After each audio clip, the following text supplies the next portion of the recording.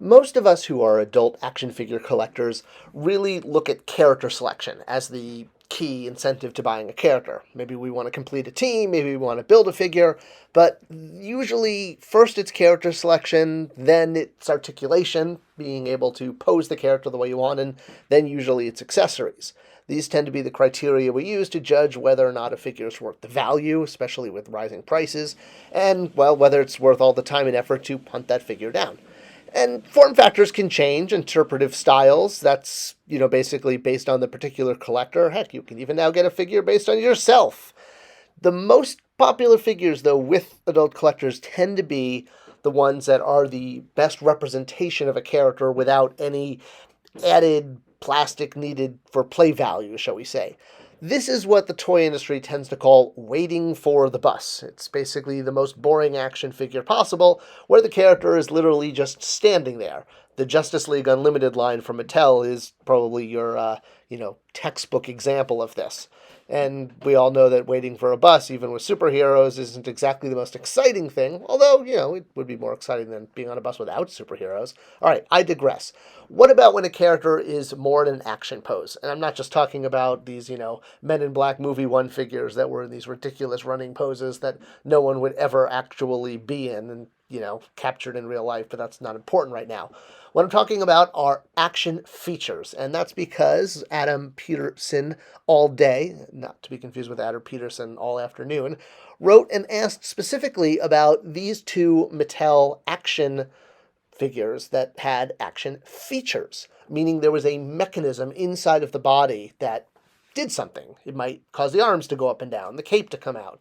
Now, these obviously aren't the first action figures with features ever. I mean, this goes back to the 1960s with G.I. Joe, and then into the 1970s as we get more and more figures in kind of that 8 to 12-inch scale, probably culminating in the, $6 million man and his see-through eye feature. And that's exactly what it was. These early features were just part of the toy. They weren't actually features which caused the need to have a mechanism. Really, we saw this breakout in the 1980s, especially with brands like Superpowers.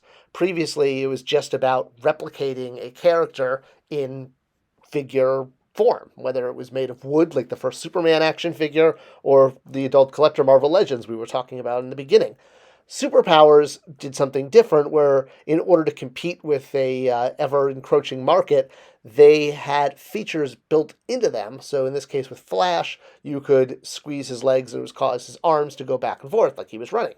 All of this requires a lot more development. It requires actually having a housing mechanism where inside of the chest cavity, usually it's the chest cavity because it's the largest, you can have an actual mechanism that's going to cause this action feature to happen, whether it's from twisting the legs, the waist, or a trigger that might protrude out of the back. It's usually encased inside the figure.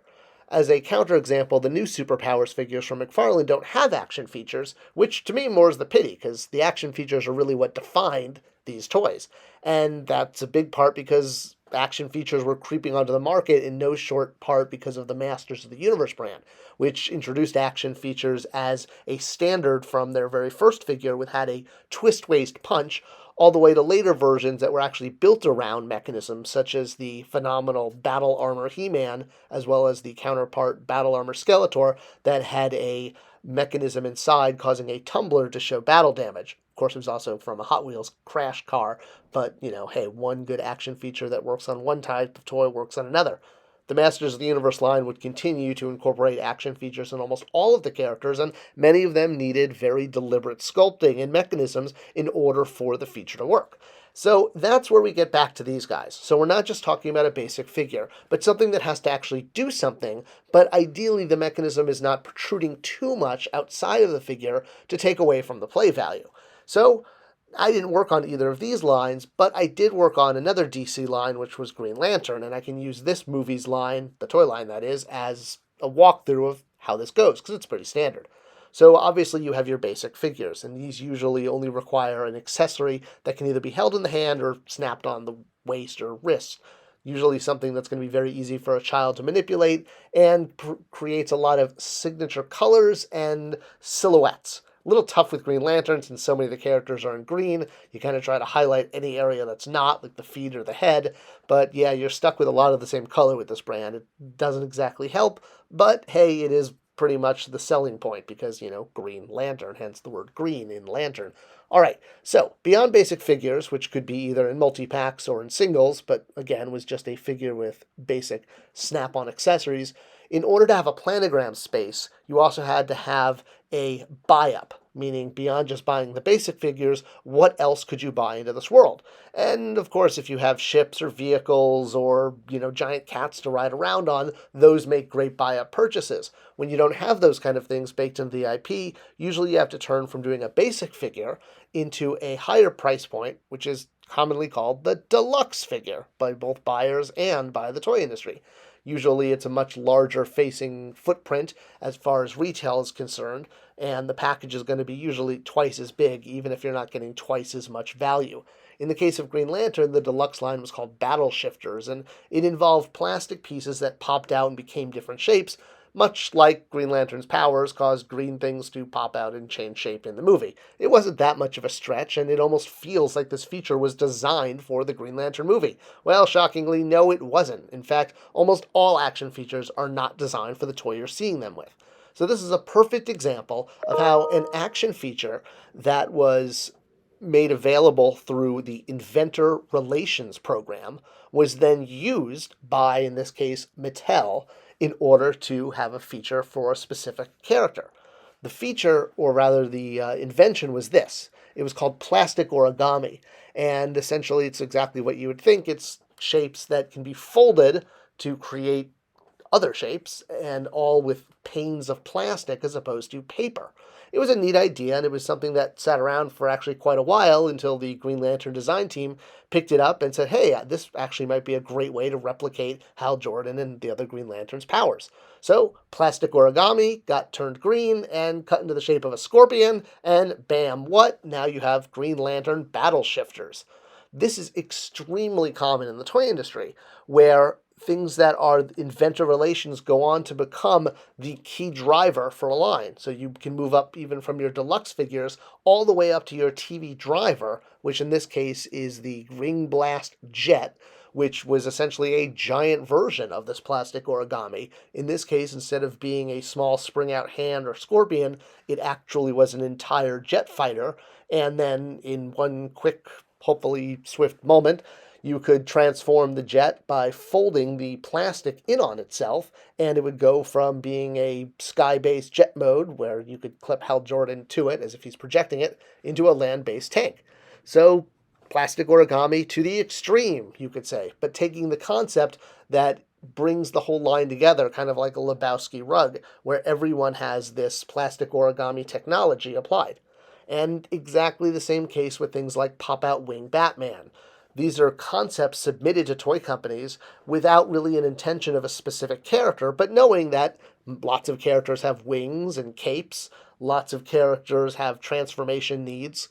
So things like pop-out wings or plastic origami goes on to be used by specific brand groups that have licenses or IP that's owned by a company like G.I. Joe, and they can then take an inventor relation concept, which is usually submitted in the form of both a B-sheet, which calls out how the feature works, as well as what's usually required as a working model. Not always a looks-like model, but something that it can actually demonstrate functionality.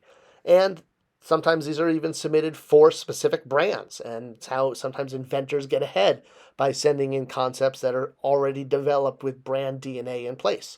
So how do you get an idea like this in front of a toy company? Well, there's a few ways. You can have an agent doing this, but almost anyone can go to a major toy company and you can navigate over to their inventor relations area. Mattel calls it My Mattel Ideas, but basically, yes, every major toy company has something like this because there is a constant need for newness in the toy industry. And there's a lot of players, and everyone's got to have something new every year, which is why inventor relations is dependent on for what wind up becoming the action features for action figures. Almost every action feature in a figure usually started with something like this: an inventor sending in a concept that could be used for any number of brands and winds up becoming a signature piece for a signature toy because either it's a perfect match, like Batman with a pop out cape, or it just comes along with the right concept at the right time. A last example I'll show you is when I was over at Jack's Pacific, I worked on a remote control Hulk smash car. And very similar to what we just went through, this did not start off as a Hulk smash car. It started off as an inventor submission of a giant character on top of a truck. Now, obviously, JX would go on to sort of Hulkify it, shall we say, by skinning it with the Hulk. That's what it's called when you put a skin over a generic concept. I mean, not like literally a skin, it's just a concept. Just like, a basketball is a concept. All right, you get what I'm trying to say. But it started off not as the Hulk, but rather as an out of control gorilla, a monkey that was just smashing the ground.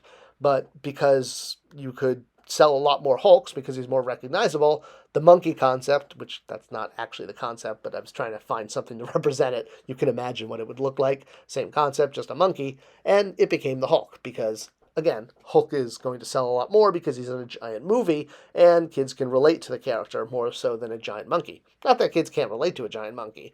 And I'm sure the inventor isn't upset because whether or not he wanted a monkey-based toy, he's enjoying the royalties. Just like all inventors get when a concept for a feature gets used in a toy, then they get a royalty on it. Even if they didn't invent, quote unquote, the Superman version, they still get a royalty based on having created the mechanism for the action feature. Pretty cool. And, if you happen to be working for a toy company at the time and you invent something, well, then it's much more like those, contracts we all sign for life.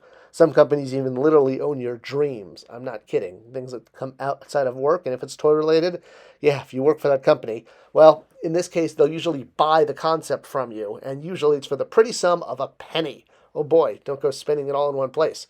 But, it's the cost of fame and fortune, and having a character made by a major toy company is letting them own it. It's just part of the game. And that's how it works. Any other questions you have on how action features are designed and put in toys, let me know in the comments below. I'd love to follow up with any other questions. But yeah, that's basically inventor relations, making toys do more than wait for the bus. Thanks for watching, and as always, sharing this video is the best way to support the channel. Thank you, and I'll see you next time.